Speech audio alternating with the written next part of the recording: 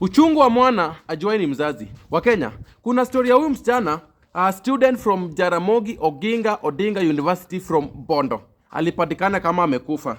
Na hii story imekuwa ikitrend sana Kenya for the last 3 days. Na leo alifaa kufanyiwa postmortem. We are very sorry. Eti siku yake ya kufanyiwa postmortem tunapata habari nyingine kwamba a second year student from Tom Mboya University Homa Bay County amepatikana kwake kama amekufa na amedungwa na kisu, na inasemekana ya kwamba mtu mwenye amemdungwa na kisu ni boyfriend wake mwenye walikuwa naye jana.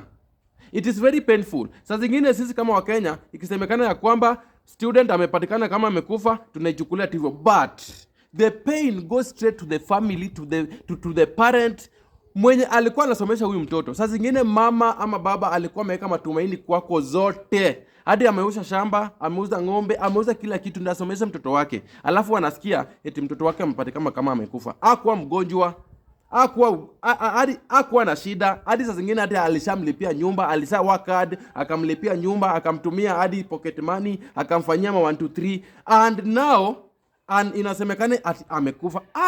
How does it feel? So mimi nataka kuambia hivi, if you know you are a student, tafadhali, hata mimi nimekuwa student, lakini mimi Kenya najua kuna peer pressure na kuna tamaa. Moso our girls, nyinyi ndio mnakufa sana. Mimi sijawahi sikia eti mwanaume, a student who is a boy ati amepatikana kama amekufa. It is very rare. Wenye wanapatikana kila siku ni wasichana. So wasichana, hii maisha yenye mnakimbia nayo, maisha ikimbii, maisha imesimama tu inakungoja.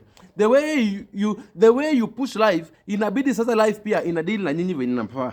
Unataka ukuwe na iPhone, unataka ukuwe sijui na nini, unataka ukuwe na mwanamume mwenye ako na gari, unataka ukuwe sijui na nini, na kwenu penye umetoka naye hata bado mnaishi kwa nyumba ya matope. Mama yako ameweka matumaini zake zote kwako. What are you doing now? Ukishakufa si kama wakati tutasema pole. Na hakuna investigation itafanywa. Hata investigation ikifanywa, hakuna kitu itasaidia kwa sababu wewe umeshakufa. Saa zingine wewe ndio matumaini ya kwenu. Alafu wewe unaingia kwa peer pressure, unaanza hivi sijui nini, umepanga wanaume. Hakuna anga mwanaume mwenye unaweza danganya kule pesa yake alafu ukose kumlipa. That's obvious. Na mimi nikulipia pesa, nikufanyia 1 2 3, alafu nikupate na wanaume wengine. That's obvious. I will do what I can do.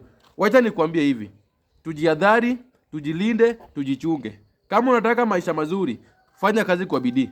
Hata siku hizi wasichana, kuna wasichana wenye wanafanya kazi kwa bidii sana and they have money. So, mtu asikudanganya ati lazima uchukue pesa kwa wanaume wengi ndio ukuwe na pesa. Fanya kazi yako, fanya kazi kwa bidii. Hata ikuwe kazi ngumu aje, siku moja itajipa.